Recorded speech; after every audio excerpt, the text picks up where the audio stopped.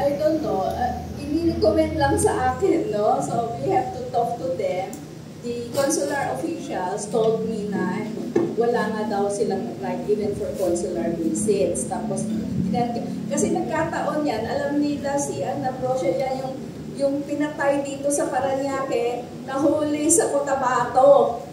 And tuwang-tuwa ang Chinese Embassy, no, na because of our efforts, hindi kami natulungan at all ng dito sa Manila, no, ang Macau, because of my anti-kidnapping advocacy, connection namin, yung anti-kidnapping group ng Cotabato ang nakahuli. So, nasa Chinese media yan, dahil napaka-notorious yung nahuling criminal na yan, alam ng kasi yung victim na yon lumapit din sa embassy. So alam ng embassy na natulungan ko.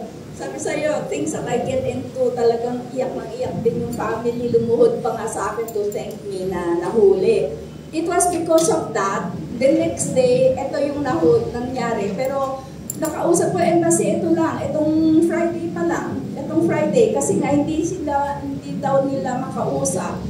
And they asked me kung sino po ba ang lawyer, no? Kaya nagkataon kasi, kausap ko rin si Wilson that day, dahil kay Atty. Tomasio, sabi ko, yan, things that are meant to happen will always happen. No? Yan yung faith namin, it's very, very deep in 50 years na work ko, na siya talaga ang talagang right person to help us in this, no? Na makalaya muna, kahit anong, hindi ko alam kung further investigation, bail, or anything, i-guide na lang kami ni Atty. Tomasio. We will sign na lang yung presentation. Kasi we have to go, kahit si alalang-alala siya sa anak niya, no? Tuloy na lang ninyo yung kaso ni, sa Quadcom, which is also a failure of justice.